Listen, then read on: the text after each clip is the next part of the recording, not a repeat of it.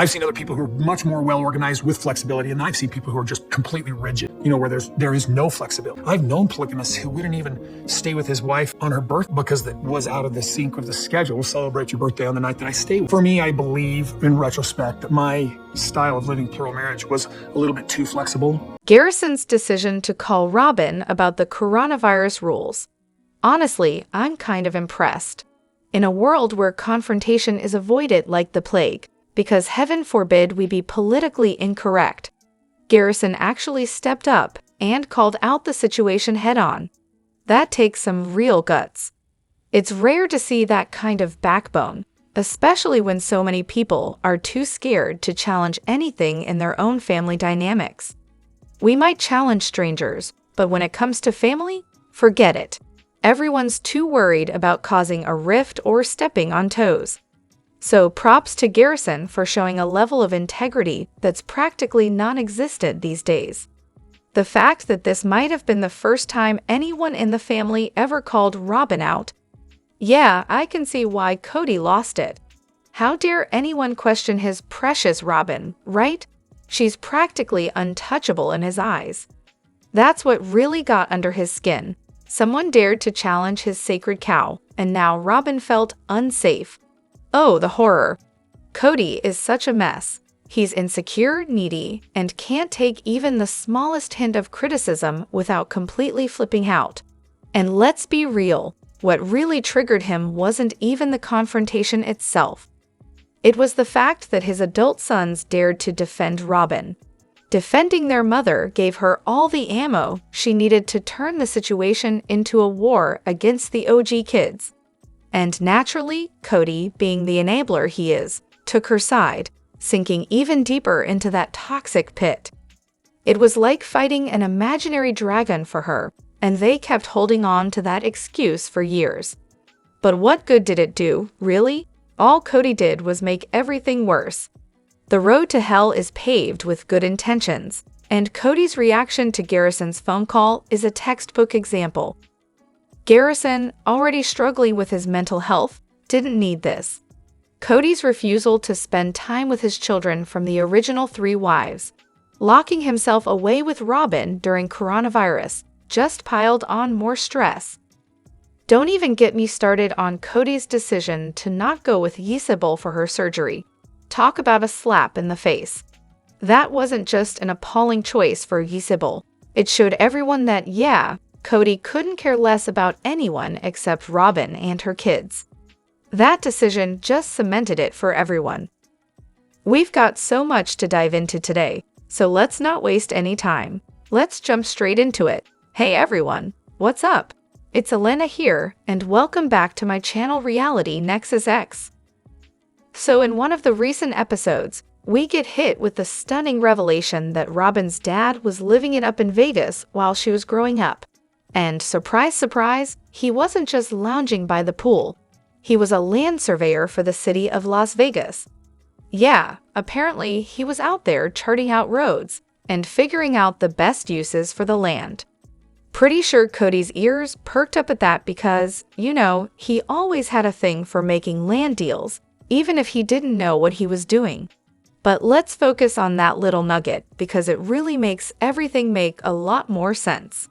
So here's the timeline. Robyn joins the family, and suddenly Kody starts cranking up the drama, exaggerating the press and investigations as some sort of scare tactic. Funny how it's mostly Christine who seems to take the brunt of this family separation narrative, probably because she's the one with the real history of, being actually separated from her own family. Then, in the middle of the night, all 3 women and their 13 kids have to pick up and move. Where? To be closer to Robyn's family, of course. Because why wouldn't you want to totally upend everything, cut ties with your community, and move away from each other? So transparent, it's laughable. But sure, let's give credit where it's due. At least they got to taste a bit of independence before everything went downhill. I mean, Robyn had been chipping away at the family dynamic before she even said, "I do" to Kody. Classic.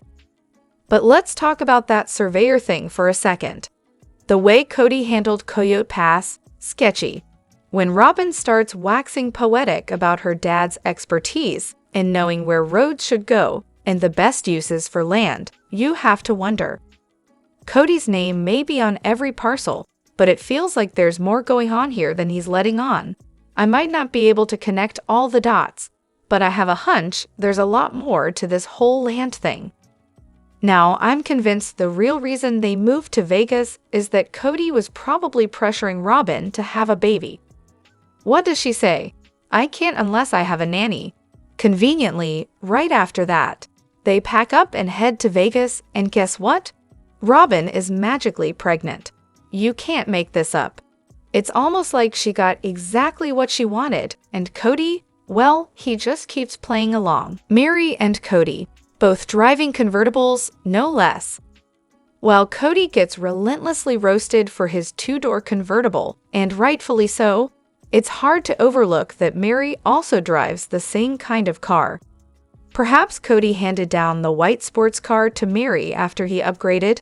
I mean, that's a real family hand-me-down moment. Meanwhile, the other moms are stuck behind the wheel of beat-up minivans. That's some major contrast and does nothing to disprove the theory that Meri was, well, separate from the rest of the family. She clearly wasn't involved in carpooling or playing taxi driver for the kids. If we're being honest, it seems like Meri's relationships with Janelle and Christine had soared long before the show ever aired. Look at how she spends her downtime in her sewing room, while the other wives are knee-deep in chores. It's like she built herself a little fortress, complete with locks on the door, and waited for the show's paycheck to roll in. Once that sweet cash flow started, Meri conveniently emerged to play mom for the cameras. And speaking of Kody, let's not forget about the Harley motorcycle he had in Lee. Really, who needs that with a huge family struggling to make ends meet? Just no justification for that purchase at all. Now, according to their book, Meri supposedly split the childcare duties with Christine. She handled the kids, cooked, sewed, helped homeschool, even breastfed Maddie. But once they moved to Lehi and the family moved into one home, Meri worked more and gave them her money, but mothered less. Still, let's not completely erase her contributions before the show. She deserves more credit for what she did for the family prior to the fame. As for the relationship drama, it's no secret that Meri's connections with Janelle and Christine were strained. The whole family dynamic, rooted in the ideology they followed, practically guaranteed that. Let's not forget that Janelle was married to Meri's brother. Awkward much. The whole car saga is an interesting one too. Back in the early Vegas years, when Meri was working their marketing company, before LLR came into play, the family got a bonus car, which Kody drove. The famous white convertible was passed around until it was sold, but Meri never actually owned a convertible. Honestly, I think the biggest disservice to Meri by the show was how it minimized her role in raising the kids before they moved to Lehi. She was just as involved as Christine in the mothering department. Had the show actually showcased her contributions, people might have seen a different side of Meri, a woman who experienced infertility but still stepped up to help raise all her sister Wive's kids. That's a much different narrative than the one we've been fed, the woman who used her infertility against the others. Even Janelle recently acknowledged how much Meri helped, but Christine seems to conveniently forget it. Janelle mentions this in the book too. Production really did Meri dirty, especially in the early seasons. Honestly, Meri transitioning to a career after years of being a stay-at-home mom would have been far more compelling than the tired IVF storyline we were forced to watch. Oh, and let's talk about Robyn for a second. Meri was trying to get back to her personal goals in Lehi, but Robyn shot that down, particularly when she nixed the idea of Meri going to college. If you haven't watched the tell-all from that season, it's a must. Robyn says some borderline cult-like things about the dangers of working outside the family business. Yikes. And here's a juicy tidbit for those Meri stans. According to Notes to Self, Mary was actually the favorite wife and head wife before Robyn came along. I know, that'll probably ruffle some feathers. But here's the twist. Even though Mary might have been the favorite, she didn't blow up the family. I think the difference is that Mary had the capacity to sacrifice for the family. A perfect example. How she handled being hospitalized during a major life event for Leon versus how Robyn handled Isabel's surgery. It speaks volumes. I've never quite gotten the whole polygamy thing, especially when it comes to the Browns. In the early seasons, they're all about advocating for it in the name of religion, but there's a huge, glaring issue with their argument. Spoiler alert, there aren't 3 women for every man on this planet. Last I checked, the gender split is about 50-50ths, and that's not even factoring in non-binary folks, but hey, who's counting? If their religion claims that God is all in for polygamy, you'd think he might, I don't know, create a few more women to balance things out. It's not like they're saying polygamy is for everyone, but even if it's for, say, a third of the population, the math still doesn't add up. So what's their divine solution to the fact that there simply aren't enough women to go around? And let's not even get started on the fact that in communities like Warren Jeff's cult, they solve this issue by booting out young boys and men to make room for all the wives. Charming, right? But I highly doubt the Browns are advocating for that kind of tragic solution. So seriously, what's their answer? Here's the thing. Polygamy never worked in the Old Testament, and it certainly doesn't work now. At the end of the day, it just seems like a guy using religion as a fancy excuse for a whole lot of infidelity. Is this show only surviving because no one has yet had the guts to get in Kody or Robyn's face for a good old-fashioned verbal throwdown? I mean, seriously, the talking head segments where the women try to justify themselves are all well and good, but let's be real, the original 3 wives haven't had a meltdown worth watching. Don't get me wrong, I know the longtime viewers are dying for something with a little more drama than the usual blame-shifting and storyline fluff about Janelle's moving saga or Christine and David deciding to buy a rental property. Honestly, I'm nodding off just typing this. But hey, I've heard rumors that Kody's got some sort of protection from the producers, though I can't confirm it, and maybe that's why we never get to see any real fireworks. But I'll ask the big question, when is this thing going to end? What exactly is keeping you watching this train wreck? I'm genuinely curious. Look, I know the ratings are supposedly high right now, but imagine if they had a host who actually called them out on their BS at the tell-all. They'd have record-breaking numbers. Instead, they keep pandering to Robyn. How about a host who just says, here's the mic, talk or don't get paid? That would be the kind of drama we're all craving.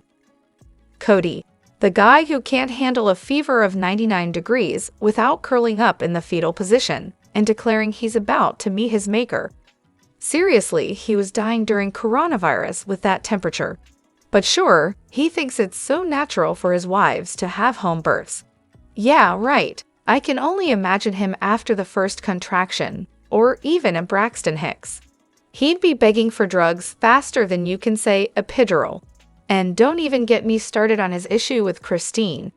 God forbid she chose to skip the excruciating pain and made a sensible decision to take the easy way out. It's almost like he hates her for that. Now picture this. Kody, gaining 30 pounds and suddenly expected to have a baby, nurse it, and, also care for 5 other kids. But no, while all this chaos is happening, his partner's out there, falling for a younger woman 5 hours away, spending weekends making out in a convertible. Yeah, he wouldn't last a minute in that reality. And let's not forget about his daughter, who was in real pain and needed back surgery. But Kody wanted her to wait it out. How compassionate, right? I can't stand him. Robyn's contributions. I know, she really shocked everyone when she claimed to have played a big role in the early years. But after some deep thinking, I finally figured out what those contributions actually were. She wasn't around. Yep, she contributed all right, to the family's downfall. In fact, it's kind of fitting. Now that the OG3 are free and off living their own lives, the OG13 had to pay the real price. But honestly, I won't even go into that, because it's just too tragic. So, what was Robyn's big contribution? Well, let's just say she's the reason the whole circus kept going for as long as it did. Drama, division, debt, lies, she brought all of it. And that drama? Yeah, it did keep things interesting, didn't it? But hey, her real masterpiece? Keeping Kody locked up in a room with her, away from the rest of the family. From what I can tell, Kody was about as pleasant as a rainstorm at a picnic.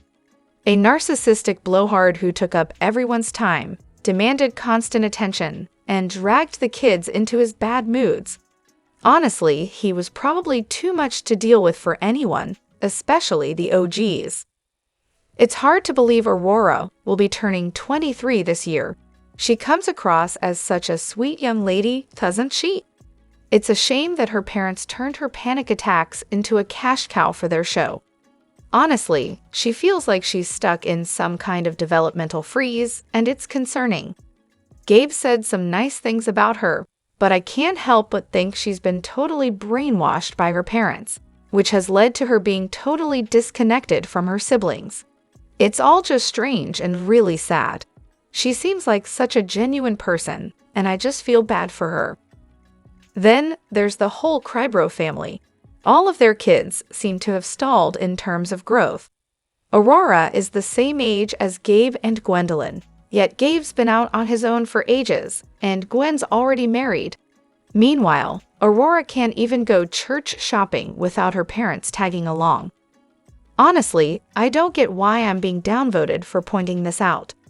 I can't help but wonder if Robyn's got a mild case of Munchausen by proxy. Borderline at least. Not that she's harming her kids physically, but she seems so paranoid about their health. It's like she's constantly talking about their illnesses and issues. Dayton couldn't even go to college on his own because of his autism diagnosis.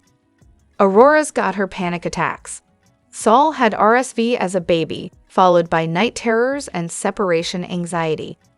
Aries got sleep problems and can't handle it if Kody's not home every night. The only one who doesn't seem to have a diagnosis is Brianna.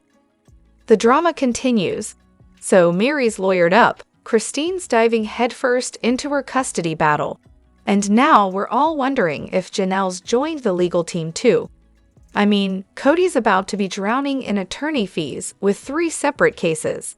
Maybe it's time to sell that McMansion, because living large when you're low on cash is tricky. But here's the thing. On the show, Janelle had a lawyer way before Mary even thought about one. A little behind-the-scenes scoop. What we're watching actually went down around 8 months ago. Neither Janelle nor Mary have filed anything yet, and honestly, I don't think they will. Kody keeps promising them 25% of the Covenant property, aka CP, and that's all they're asking for. Those couch sessions we see on TV, filmed later, obviously, because Kody wasn't exactly laying all his cards on the table with Janelle and Mary at the time. But I'm betting this won't end up in a courtroom showdown. Now Christine's situation, that's a whole different ballgame. Kody, man, you really outdid yourself this time. So back when it seemed like he couldn't possibly get any worse, he somehow manages to sink lower. He spent months pressuring Mary about having another baby, like begging her for an answer, stressing her out every chance he got. He acted like it was unfathomable that she might question whether or not they should expand the family. "Why wouldn't you want another one?" he practically screamed. And then, what does he do? He just turns around and says no to having a baby. And he's not even subtle about it. He's all, "Yeah, we can sit on it. But just so you know, the answer is no." Like he's acting like the whole idea was hers from the beginning. The emotional manipulation here is next level. To drag Mary through that emotional roller coaster, stressing her out, making her feel like the bad guy for even thinking about the decision. That's gaslighting at its finest. All that time he spent acting like he wanted another child. only to just casually shut her down when it came time to actually make a decision. Textbook. And don't even get me started on the IVF proposal in Mexico. He clearly had no clue how to read the room. Did he really think she'd be on board with that, considering the state of their marriage at that point? Mary absolutely deserves better than this emotional wrecking ball of a man. Let me know what you think in the comments. Don't forget to hit that like button and subscribe to my channel. I'll see you in the next video. Take care and much love to you all.